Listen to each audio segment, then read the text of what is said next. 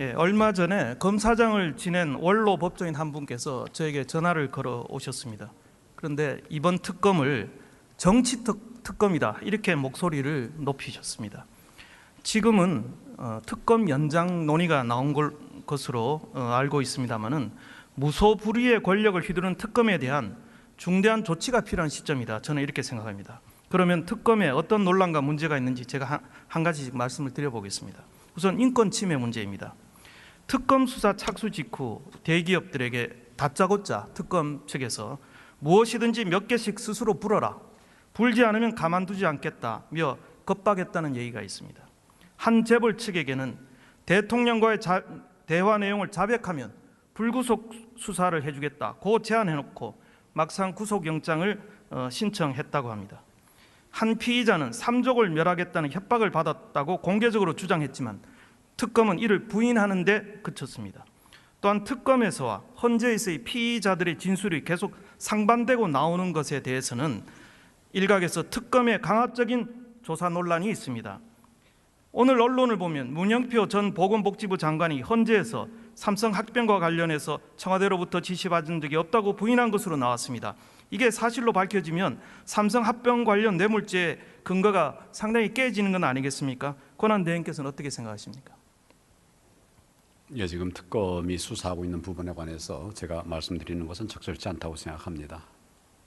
한 가지 또 묻겠습니다. 수사는 불구속이 원칙입니까? 구속이 원칙입니까? 그런 원칙에 관한 얘기는 형사소송법에 나와 있는 얘기는 아닙니다. 다만 우리가 민주화돼 가면서 우리 형사소송 체계가 더욱더 좀 민주화될 필요가 있다.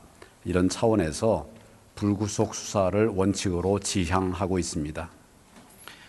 압수수색의 수, 이런 구속영장 청구 수 이것뿐만 아니라 김기춘 씨의 경우 식물인간이 된 아들의 집까지 압수수색이 들이닥쳤습니다. 그건 알고 계시죠?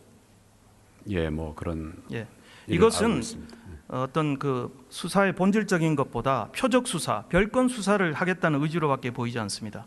더구나 군사상 비밀을 요하는 장소는 압수수색 또는 압수 또는 수색할 수 없다고 형사소송법 제110조에 명시되어 있음에도 특검이 무리하게 청와대를 압수수색하려는 행위는 특검의 권한을 자의적으로 확대 해석하는 일이라고 생각합니다. 과거에도 청와대를 압수수색한 전례가 없습니다. 김현웅 전 법무부 장관도 작년 10월 법사위에서 압수수색이 불가하다는 의견이 다수설이라고 언급한 바가 있습니다. 특검이 편파적인 수사를 하고 있다는 의혹도 제기되고 있습니다. 지금 고영태가 대통령과 최순실을 이용하여 이권을 노린 사기극을 벌였다는 증거들이 속속 드러나고 있습니다. 그제 방송을 보면 고영태 측근들의 대화 녹취록에 의하면 이들은 36억 원짜리 연구를 국가 예산으로 따내 고영태와 함께 나눠 먹자는 얘기를 하고 있습니다. 또한 오늘 오전에 보도된 고영태의 전화 녹취록에 의하면 고영태는 틀을 짜놓은 다음에 빵 터져서 날아가면 다 우리 거다 라며 재단을 뺏으려는 정황이 드러났습니다. 상황이 이러한데도 특검은 고영태를 수사하기는커녕 참고인 조사조차 하고 있지 않습니다. 어제 한 신문 보도에 의하면 고영태는 행방이 묘연했던 기간에도 특검과 접촉하며 수사에 협조했으며 이를 특검 내부 관계자가 확인해 주었다고 합니다. 고영태의 범죄 사실이 드러나고 있는 마당에 그가 아무리 제보자로서 범죄 규명에 협조하고 있다 하더라도 이는 정상 참작의 사유일 뿐 완벽한 면책을 부여하는 것은 잘못된 처사입니다. 또한 고영태가 검찰과 특검에 제공한 증거들 역시 불법적으로 기획 제작된 사실이 드러나고 있습니다. 권한대행께서는 독수독가의 원칙을 들어보셨죠? 예, 알고 있습니다. 어떤 뜻입니까? 불법으로 수집한 증거는 사법 절차의 증거로 사용할 수 없다라고 하는 것입니다. 예를 들어서 도청으로 취득한 자료라든지 이런 것은 증거로 쓸 수 없다고 하는 것입니다. 네, 그렇습니다. 불법 수집된 증거는 증거 능력을 크게 손상시킬 뿐 아니라 처벌의 정당성을 근본적으로 부정하는 요인으로 작용할 것입니다. 이제라도 검찰과 특검은 즉각 고영태에 대한 수사에 착수해야 한다고 보는데 권한대행의 견해는 어떠하십니까? 의원님 말씀같이 누구라도 법을 어긴 사람이 있다면 그것은 엄정하게 조치가 되어야 된다는 근본적인 방향에 대해서 공감합니다. 다만 특검의 수사에 관해서는 거듭 말씀드렸다시피 지금 수사가 진행 중이기 때문에 제가 다른 말씀을 드리는 것은 부적절하다는 생각입니다. 예. 반면에 우병우 전 민정수석에 대한 수사는 지지부진합니다. 지난번 검찰 조사 때도 그렇고 이번 특검도 그렇고 우리나라 검찰과 특검은 우병우에게 무슨 빚을 지고 있느냐 이런 생각이 들 정도입니다. 블랙리스트 문제는 과거 정부에서도 비슷한 전례가 있었다는 주장도 있습니다. 한 교수의 논문에 따르면 참여정부 때 문화예술계의 코드 인사로 여러 가지 이념적 편협성 등이 나타나 사회가 끊임없이 요동치고 갈등하는 데 이르렀다는 지적도 있습니다.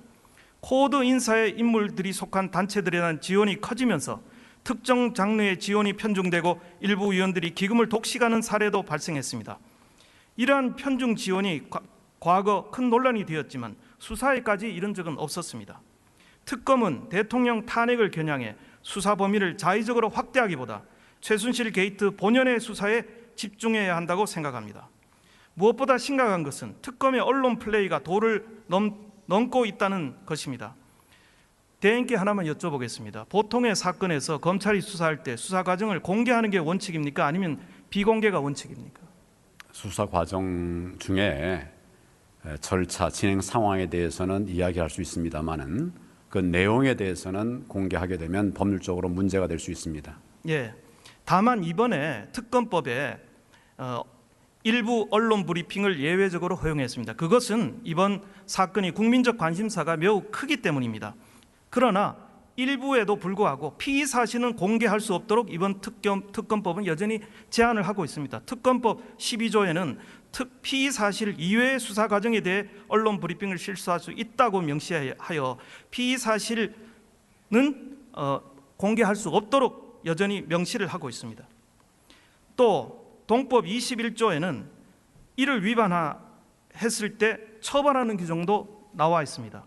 특검은 12월 7일 처음 시작한 이후에 일부 공휴일을 제외하고는 거의 매일 브리핑을 하고 있습니다. 언론에 등장한 것만 해도 약 30건에 이른데요. 그런데 화면을 한번 보시죠. 몇 가지 예만 들겠습니다. 첫 번째 화면은 1월 11일 정례 브리핑인데요. 태블릿 PC가 최순실 소유라고 판단한 근거 사실관계를 발표하고 정호선 비서관 소환 조사 내용을 공개했습니다. 1월 16일에는 삼성의 뇌물 공유액까지 밝혔습니다. 대통령과 최순실 사이의 공유관계까지 공개했습니다. 등등 한두 개가 아닙니다.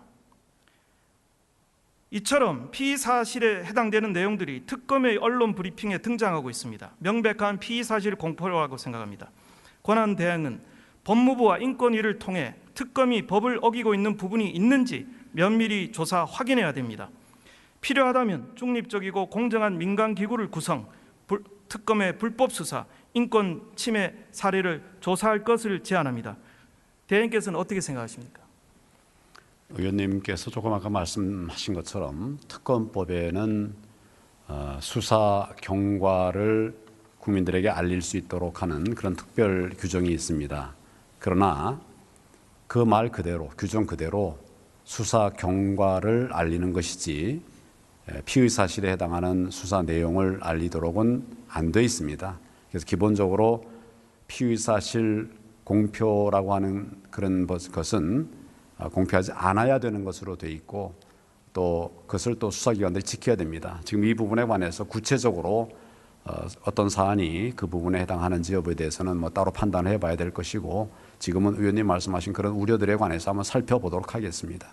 예, 언론 브리핑뿐만 아니라 일부 언론에 이런 그 증거를 흘리는 것도 문제입니다.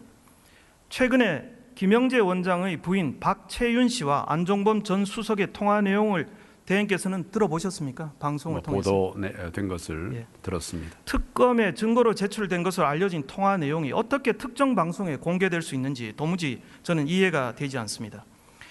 특검 연장 얘기가 나오고 있습니다. 저는 이것은 대선 개입 시도의 연장선이라고 생각합니다. 권한 대행께서는 특검 연장 얘기가 처음 나온 시점이 언제인지 아십니까?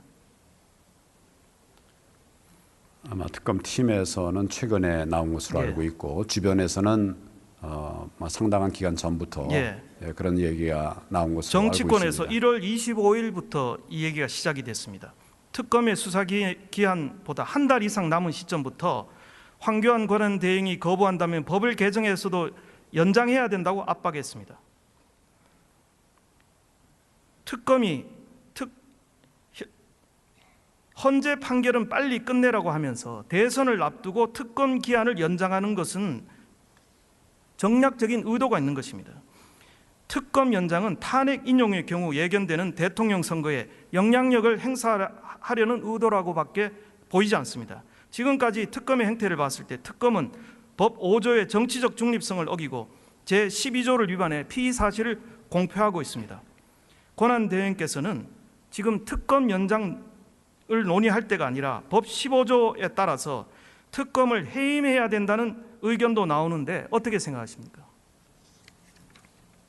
지금은 아직 수사 기간이 20여일, 정말 짧다면 짧다고도 할 수 있지만 또 상당한 기간이라고 하면 상당한 기간으로 평가되는 기간이 남아 있습니다.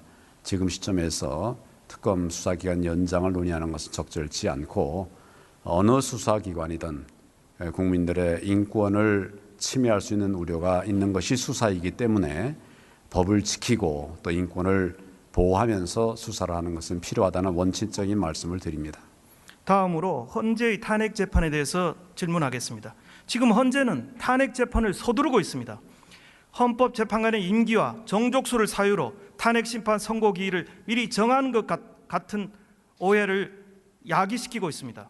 자칫 졸속 심의나 공정성 시비 등 불필요한 오해를 야기시키는 발언들을 하고 있습니다. 얼마 전 퇴임한 박한솔 소장께서 3월 13일 이전에 탄핵 선고가 이루어져야 한다는 발언은 국민들을 크게 분열시키고 있습니다. 야당 대선 후보들은 앞다투어 헌재를 압박하고 있습니다. 헌재의 공정한 판단이 아닌 졸속 결정을 강요하는 동시에 탄핵 인용 결정을 내리라는 압력을 행사하는 것입니다. 이것은 사법부를 정치적 압력에 의해 굴복시키겠다는 의도입니다. 헌법 질서를 무너뜨리고 혁명을 하자는 말과 같습니다. 권한대행께서는 법에 의하면 헌법 재판을 며칠간 하게 되어 있습니다. 6개월 이내에 처리하도록 되어 있는 것으로 압니다. 이제 64일이 지났습니다. 저도 국정의 공백이 장기화되는 것은 반대합니다. 대통령 측도 신속한 재판을 위해 적극 협조해야 합니다. 하지만 빠른 결정 못지않게 충분한 심리가 이루어져야 국민이 결정에 승복할 것입니다. 재판관 정족수 문제가 재판의 공정성보다 앞설 수는 없습니다. 만약 재판관 정족수 문제로 흔결이 예상된다면 헌법과 법률에 의해 임기가 종료되는 재판관 후임을 지명하는 절차를 국회와 여야 그리고 정부가 머리를 맞대고 함께 해결해야 된다고 생각합니다. 권한대행께 여쭤보겠습니다. 지금 공석인 헌법재판소장을 임명할 의사가 있으십니까? 그 부분에 관해서는 대통령 권한대행이 헌법기관을 임명할 수 있느냐에 관해서 많은 논란이 있어서 필요하다면 국회와 충분하게 소통을 하면서 판단할 일이라고 생각합니다. 저는 임명을 해야 된다고 생각합니다. 특검이나 정치권 일각에서 헌재 소장과 재판관 임명권은 황교안 권한대행의 권한이 아니라 하면서 청와대 압수수색 결정은 권한이 허가라고 압박하는 것은 모순이고 자가당착이라고 생각합니다. 국민의 손으로 직접 선출한 대통령의 탄핵 여부를 결정하는 만큼 헌재는 조금의 흥렬도 없이 충분하고 신중하게 심리를 진행해야 합니다. 한 미국 연방하원 외교위원회 자문관 조슈아 스탠슨 미국 변호사는 최근에 우리의 탄핵 재판을 군중재판에 비유하면서 선출된 대통령에 대한 탄핵은 더욱 절차적 공정성을 갖춰야 된다고 말했습니다. 고영태는 지금 거리를 떠다니고 자유롭게 활보하고 있는데 헌법재판소에는 출석을 하지 않고 있습니다. 덴마크에 가 있는 증언도 송환하는ため 서울에서 활보하고 다니는 고영태는 헌재 증인으로 채택이 되지 못하고 있습니다. 고영태가 없는 헌법재판은 저는 속빈 강제, 안고 없는 집단이라고 생각합니다. 이런 충분한 증거 조사도 없이 헌재가 졸속으로 헌법 재판을 끝내겠다고 하는 것은 저는 용납돼서는 안 된다고 생각합니다. 헌재 결정이 몇 주 더 늦어진다고 해서 공정성을 훼손했으니 역사에 오점을 남길 뿐 아니라 판결 불복이라는 역풍을 초래할 것이라고 생각합니다. 정치권은 재판에서 손을 떼고 여론몰이식 압박을 중지해야 합니다. 정치인은 촛불이나 태극기 집회 참석해서는 안 된다고 생각합니다. 이들의 순수한 뜻을 왜곡하는 것이고 선동하는 것입니다. 그런 의미에서 저는 안철수 후보가 촛불 집회에 참석하지 않겠다고 한 것은 지도자다운 매우 잘한 선택이라고 생각합니다. 대통령 측도 지연 전술이란 말이 나오지 않게 좀 더 강강하게 재판에 임하고 헌재는 방어권을 충분히 보장을 해야 된다고 생각합니다. 이를 토대로 헌재는 양측이 선고 결과에 순복하도록 공정하고 충분한 심사를 해야 된다고 생각합니다. 권은 대행께서는 어떻게 생각하십니까? 헌법재판소의 재판의 공정성을 훼손하는 어떤 일도 일어나서는 안 된다고 생각합니다.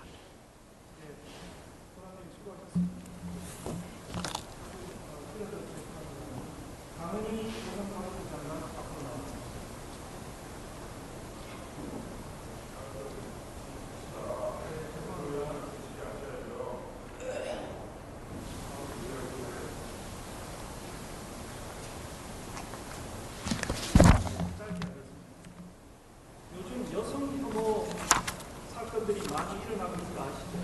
네, 최근에 인터넷 사이트에서 모 여고 학생을 습격하겠다 이런 일이 일어나는 거 알고 계시죠? 네, 알고 있습니다. 어떤 대학 학독방에서 여성 비하, 성희롱 이런 게 만연하고 있는 거 알고 계시죠?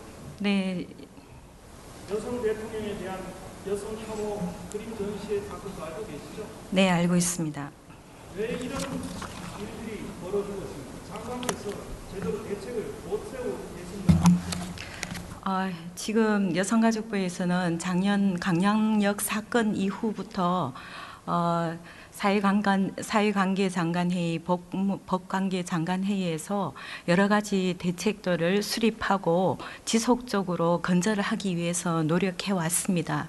다만 아직까지도 전체 교육이나 폭력 예방 교육이 미진한 부분이 있고 또 남녀 의식에서도 양성평등적 의식이 확산되지 못한 안타까운 상황이 있는 상황입니다. 화면 한번 보시죠. 지금 유튜브나 그런 그 온라인 사이트에 여성을 비하하는 온갖 그 동영상들이 난무하고 있습니다. 그런 거 보고 계시죠? 네, 좀 분명히 대책을 세우고 반성을 해주십시오.